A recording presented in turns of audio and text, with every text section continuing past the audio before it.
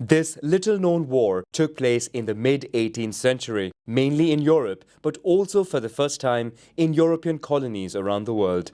This is why it is sometimes considered as the First World War. Let's retrace on a map a summary of the events and consequences of the 7 Years' War.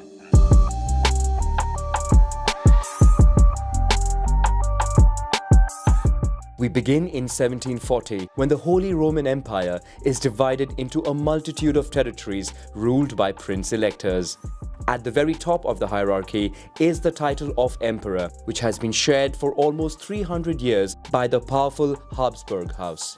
But this year, Emperor Charles VI, who is also Archduke of Austria, King of Bohemia, and the King of Hungary, dies without a male successor.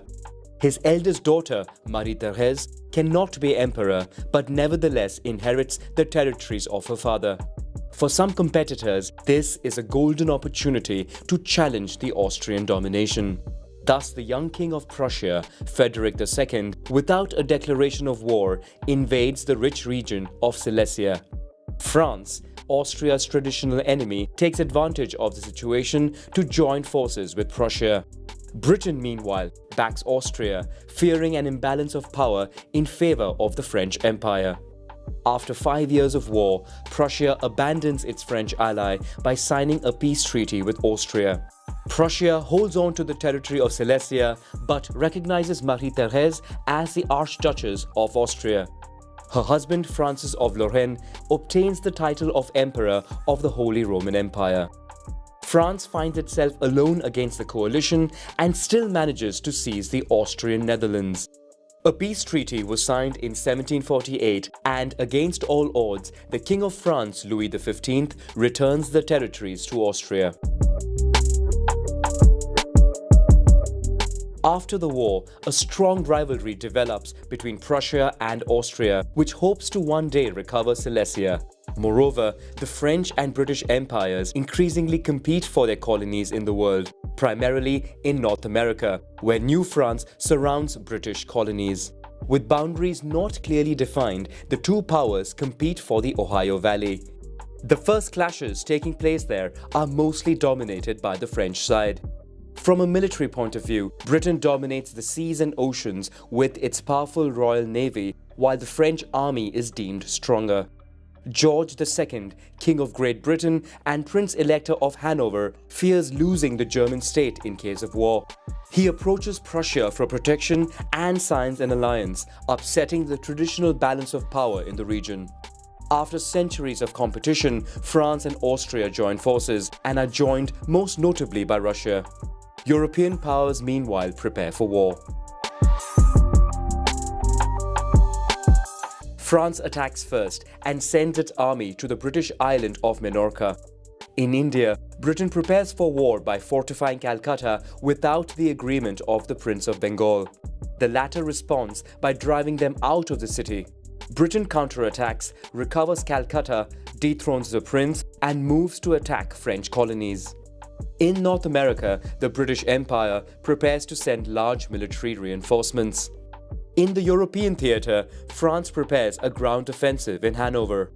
Prussia, which finds itself surrounded, launches the first strike on Saxony, a rich, poorly protected region. The offensive is a success, despite an Austrian counterattack. Prussia continues its offensive by attacking Bohemia. But this time, the intervention of the Austrian army prevents the capture of Prague and pushes the Prussians back to Silesia. In the west, the French offensive in Hanover is a success. The French army now advances to Prussia, which finds itself besieged. To the east, the Russian army captures its first territories, and in the south, the Austrian army advances towards Silesia. Britain attempts to distract France from Hanover by initiating military raids on its Atlantic ports. A first military expedition is sent to Rochefort but is countered by the French army. Frederick II of Prussia sets out with his army to face the French. A fine strategist, he wins despite having a much smaller army. He then moves to face off against the Austrian army and once again wins due to his strategy despite having fewer soldiers. In North America, Britain stations ships at the mouth of the St. Lawrence River to blockade and isolate the French colony. On the European side, King George II refuses to recognize the surrender of his son in Hanover. He raises a new army that repels the French. In parallel, new raids are organized. After another failure on St. Malo, an offensive on the city of Cherbourg is a success and the city is looted. This time, Britain mounts a bigger offensive by sending 42,000 men to St. Malo. But they suffer a serious setback faced against 7,000 French soldiers. This failure marks the end of the raids on France. Britain now concentrates on Hanover and the colonies. In Africa, after the capture of St. Louis, Britain seizes the island of Gorée. In the east, while Prussia repulses the Russian army, this time it suffers a heavy defeat against Austria, which forces it to retreat for the winter. France plans to invade Great Britain. To do this, an army of 100,000 men would be escorted by the military fleets of Toulon and Brest. In parallel, a new army is sent to Hanover, but the latter fails to take hold. Meanwhile, Britain intensifies attacks against French colonies. It captures Caribbean islands and lays siege to Quebec City. In the east, Russia manages to join the Austrian army. Together, they overcome the army of Frederick II, which opens the way to Berlin, which is not protected. But following disagreements, both armies stop there. For France, the situation is complicated. With their military fleets of Toulon and Brest defeated by the Royal Navy, the invasion of Great Britain is abandoned. Without military fleets, France can no longer support its colonies. In North America, New France is in disarray. After the capture of Quebec, Britain seizes Montreal. The island of Dominica in the Caribbean and Pondicherry in India fall in quick succession. In Europe, despite several attempts, France can no longer impose itself on Hanover.